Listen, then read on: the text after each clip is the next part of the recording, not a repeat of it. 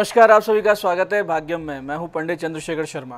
दर्शकों, शुरुआत करते हैं आज के सुंदर दिन की ईश्वर के स्मरण और पंचांग के ज्ञान से, क्योंकि पंचांग का ज्ञान जहां आपके लौकिक कार्यों की सिद्धि की चाबी है, वहीं ईश्वर का स्मरण आपकी आत्मिक उन्नति का आधार।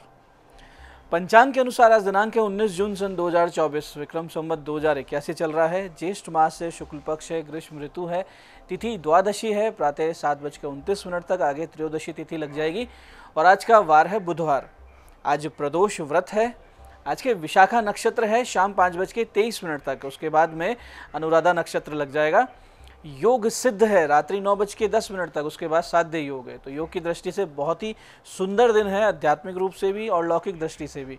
कोई भी अच्छा कार्य करना हो, शुभ कार्य करना हो तो आज के दिन कर सकते हैं। कोई पूजा पाठ करवानी हो, बहुत ही सुंदर दिन है।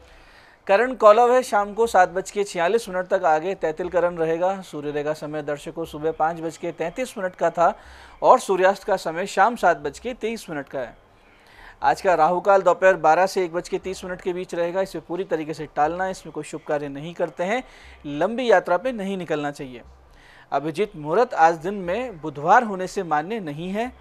दिन में 2 बार दुष्ट मुहूर्त भी रहेंगे, बहुत ध्यान से समझिएगा और सूझबूझ से टाल दीजिएगा। यह है दोपहर 12 बजे और दोपहर 12:55 पे। आज का दिशाशूल दर्शकों उत्तर दिशा में, तो पहली कोशिश यही कि उत्तर दिशा की यात्रा को आप टाल दें, लेकिन जाना बहुत ही ज़्यादा जरूरी है, अनिवार्य रूप से आपको उत्तर में जाना है, तो फिर परिहार करके निकलें। परिहार होगा, उत्तर की ओर मुख कीजिए, थोड़ा सा धनिया या मूंग के दाने खाकर पहले 5 कदम पीछे चलिए और इस दौरान अपने हृदय में अपने इष्ट का ध्यान कीजिए, उनसे प्रार्थना कीजिए, इस दिशा में साथ चलने के लिए उन्हें मनाइए और फिर ये यात्रा कीजिए। यात्रा बहुत सुंदर रहेगी, कार्य सिद्ध होंगे, दिशाशूल नहीं लगेगा। आज का शुभ समय दर्शकों, यानी आज के दिन का सदुपयोग करने का जो समय है वो है सुबह 8 बजे से 9 बजे के बीच, दिन में 11 से 12 बजे के बीच, दोपहर बाद 4 बजे से शाम 7 बजे के बीच। तीनों कालखंड का पूरा सदुपयोग कीजिएगा।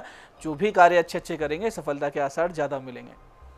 आज की चंद्र राशि दर्शकों तुला है। सुबह 11:05 तक, आगे चंद्रमा अपनी नीच राशि वृश्चिक यानी मंगल की राशि में प्रवेश कर जाएंगे, जिससे आज का दिन सभी 12 राशियों के लिए कुछ इस प्रकार रहने वाला है। सबसे पहले बात करते हैं मेष राशि की। मेष राशि वालों को स्वास्थ्य समस्याएं संभव हैं, वहीं वृष राशि वाले वैवाहिक जीवन में परेशानी का अनुभव करेंगे। मिथुन राशि वाले शत्रु से रहेंगे परेशान, तो कर्क राशि वाले निर्णय गलत लेते हुए दिखेंगे। सिंह राशि वालों को घर में रहेगी अशांति, तो कन्या राशि वालों की पराक्रम में होगी वृद्धि।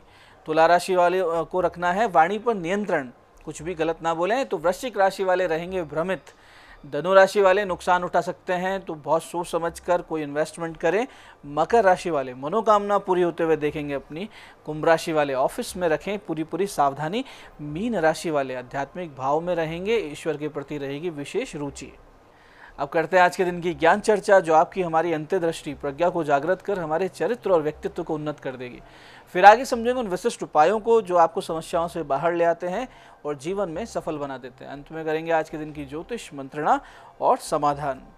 दर्शकों, एक बहुत ही छोटा लेकिन बहुत ही महत्वपूर्ण श्लोक हमारे शास्त्रों में आता है, जिससे एक महत्वपूर्ण सीख हमें जीवन में मिलती है। जो श्लोक इस प्रकार है, ध्यान से समझिएगा कि दुर्जने परिहर्तव्यो विद्यालंकृतो सन मणिना भूषितो शर्पे किमसो न भयंकरे। बहुत ध्यान से समझिएगा कि दुष्ट व्यक्ति यदि विद्या से, स्किल्स से, ज्ञान से सुशोभित भी हो, यानी वो विद्यावान भी हो, उसमें नॉलेज भी हो, उसमें बहुत सारा टैलेंट भी हो, तो भी उसका परित्याग कर देना चाहिए। जैसे कि मणि से सुशोभित सर्प क्या भयंकर नहीं होता? विष तो उसमें भी है, काट तो वो भी सकता है, उससे भी जान जा सकती है। अब इस तथ्य में कितना गूढ़ अर्थ है, इसको समझिए कि सबसे बड़ा जो गुण है हमारे धर्म में, हमारी संस्कृति में, हमारी सभ्यता में, सनातन शास्त्रों में, वो है सज्जनता, चरित्र और व्यक्ति के हृदय की पवित्रता। ये गुण यदि किसी में विद्यमान है तो हमें आंख बंद करके उसके साथ मित्रता भी कर लेनी चाहिए। किसी प्रकार के संबंध, व्यापार, मित्रता, ये कुछ भी हम कर सकते हैं, यहाँ तक कि संगति भी जब ही करें जब इस प्रकार के गुण हो। अब चाहे उस व्यक्ति में योग्यता बहुत ही कम दिखाई दे रही हो, जबकि गुणी व्यक्ति, विद्यावान व्यक्ति, टैलेंटेड व्यक्ति, चतुर कितना भी हो, यदि दुष्ट है, दुर्जन है, तो निश्चित रूप से उसका त्याग कर देना चाहिए, क्योंकि जीवन में देर सवेर वो व्यक्ति आगे जाके आपको बहुत ही बड़ा नुकसान पहुंचा सकता है। तो ये थी आज की ज्ञान चर्चा। अब बात करते हैं उन विशिष्ट उपायों पर जिनकी सहायता से हमें ईश्वरीय प्रेरणा और शक्ति स्रोत प्राप्त होते हैं और हम संकटों का नाश करते हुए जीवन में सफलता की ओर अग्रसर होते हैं। सबसे पहले बात करते हैं उनकी जिनका जन्मदिन है। तो जिन जिनका जन्मदिन है, आप लोग आज दोपहर 1:45 से 4 बजे के बीच आंवला, पीपल, अशोक, आम और अनार के वृक्ष किसी मंदिर, आश्रम या पार्क में लगा दीजिए। और फिर शाम को 6:50 से 7:50 के बीच में भगवान विष्णु जी के मंदिर जाइए। 5.25 किलो बेसन के लड्डू अर्पित कर निर्धनों में ये बांट दीजिए। बहुत ही महत्वपूर्ण कार्य हैं दोनों। आने वाला पूरा वर्ष बहुत ही सुकून, आनंद और ईश्वरीय अनुकंपा के साथ बीतेगा, इसमें कोई संदेह नहीं। ऐसे दर्शकों, बहुत बार यूँ होता है कि आप बहुत ज़्यादा समस्याओं से घिर जाते हैं। चारों तरफ से लगता है कि समस्या ही समस्याएं आ रही है, समाधान कहीं से नहीं आ रहा। धन की कमी भी बन जाती है, सम्मान की कमी बन जाती है। जो अपने लोग हैं, हमारे मित्र हैं, संबंधी, रिश्तेदार हैं, वो ही हमारा अपमान करने लगते हैं। ऐसी स्थिति में अगर आप फंस चुके हैं तो बहुत ही सटीक उपाय कर सकते हैं। इसके लिए आप करना सिर्फ ये है कि एक छोटा सा हवन, एक लघु हवन अपने घर में नित्य करना शुरू कर दें। देखिए, हवन से, अग्नि में आहुति देने से देवता पुष्ट होते हैं, और देवता पुष्ट होंगे तो वो आपको पुष्ट करेंगे। इसलिए हवन करना शुरू करें, नित्य किया करें। सामग्री ये रहेगी: काले तिल, जौ, चावल, गौघृत यानी गौ माता का घी, और चंदन चूरा, गूगल, गुड़, देसी कपूर और समिधा के लिए कंडे और आम की लकड़ियाँ। नित्य हवन कुंड में इस सामग्री की 10-10 आहुति इन 5 मंत्रों की देनी, यानी प्रत्येक मंत्र से 10 आहुति देनी है। ये देना शुरू कर दीजिए। 50 आहुतियाँ लगेंगी, जीवन में चमत्कार घटित होने लगेंगे। इन आहुतियों से परिवार की रक्षा होगी हर प्रकार से, हर प्रकार, जैसे अकाल मृत्यु के योगों से, नेगेटिव एनर्जी से, नज़र दोष से, स्वास्थ्य सुधरेगा, आय के साधन सुधरेंगे, हर प्रकार के संकट स्वतः ही टल जाया करेंगे। आहुति इस प्रकार देनी है: ओम गजाननाय नमः, इसकी 10 आहुति। फिर ओम ग्राम देवताभ्यो नमः, 10 आहुति इसकी। ओम नवग्रहाय नमः, 10 आहुति इसकी। और ओम कुल तारिण्य नमः, 10 आहुति इसकी। और फिर ओम नमो भगवते वासुदेवाय, 10 आहुति इसकी। प्रत्येक इन 5 मंत्रों में 10-10 आहुति देने से 50 आहुति नित्य देनी है। अमोघ सटीक उपाय जीवन को पूरी तरीके से बदल के रख देता है कुछ ही दिनों में। तो ये आप कीजिए, संकटों से निश्चित रूप से आप बाहर आएंगे।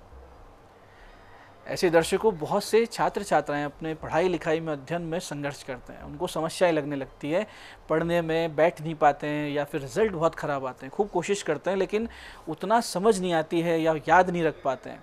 ऐसी स्थिति में अगर कोई बच्चे फंसे हुए हैं, स्टूडेंट्स फंसे हुए हैं, तो नित्य शिवालय में जाके और शिवलिंग पर कच्चा दूध, गंगा जल अर्पित करना चाहिए। इससे चंद्रमा शुद्ध होता है, पवित्र होता है।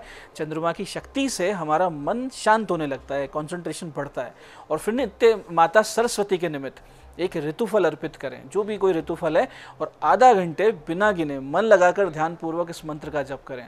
और फिर चमत्कार देखें, भगवती की कृपा होगी, महादेव की कृपा होगी, पढ़ाई लिखाई में बहुत आगे बढ़ जाएंगे आप। मंत्र है: ओम अरहम मुख कमल वासनी पापात्म शम्यकारी वद वद वाग वादनी सरस्वती ऐं ग्रीम नमः स्वाहा।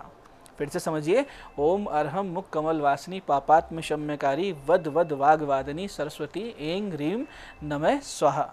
इस मंत्र जाप के अंत में जो फल आपने रखा है, ऋतुफल, वो स्वयं खाना है। कुछ दिनों में भगवती कृपा होगी, प्रत्यक्ष अनुभव होगी। आपके अध्ययन में इतनी तीव्र गति से आप आगे बढ़ेंगे कि दुनिया को आश्चर्य होने लगेगा कि कैसे ये व्यक्ति इतने जल्दी आगे बढ़ रहा है। पढ़ाई लिखाई में बहुत अच्छे रिजल्ट आएंगे आपके। तो ये आप उपाय कीजिए और भगवान की कृपा का आनंद लीजिए।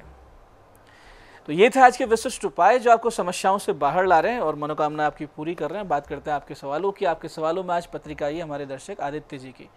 26 मई सन 2000 का जन्म है, सुबह 7:25 अलवर। विदेश में जॉब लग सकती है क्या और कब लग सकती है, ये इनके प्रश्न है।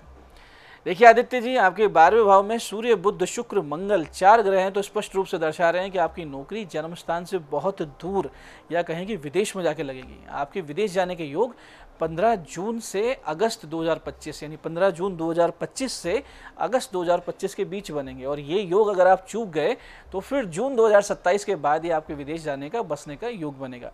उत्तम फल प्राप्ति के लिए, जीवन में लगातार आगे बढ़ने के लिए अच्छा रहेगा कि आप बुध, शुक्र, शनि के 7-7 गुना जप करवा लें। नित्य भगवान शिव जी पर शमी की पत्तियां अर्पित करना शुरू कर दें। आज की दूसरी पत्रिका ये हमारी दर्शक दीपाली जैन की 12 मार्च 1999 का इनका जन्म है, दोपहर 12:34 इंदौर। फैशन डिज़ाइनिंग में करियर कब तक बनेगा, इनका प्रश्न है।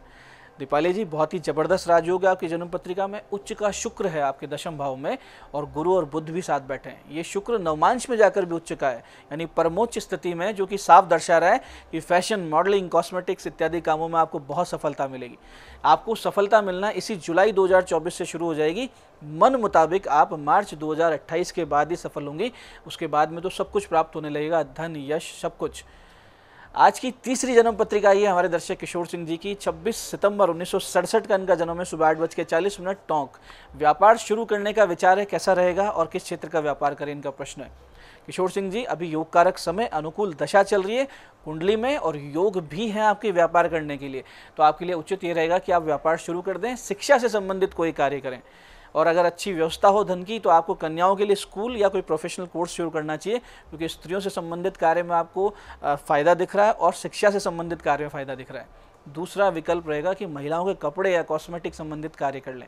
दोनों कार्य आपके लिए उचित रहेंगे। उत्तम लाभ मिले व्यापार के अंदर, उसके लिए शनिवार के दिन दोपहर 1:30 से 2:30 के बीच नीम, पीपल, बरगद के पौधे लगाइए। शनि ग्रह के 7 गुना जब भी करवा लीजिए, बहुत बड़े लाभ आपको होंगे।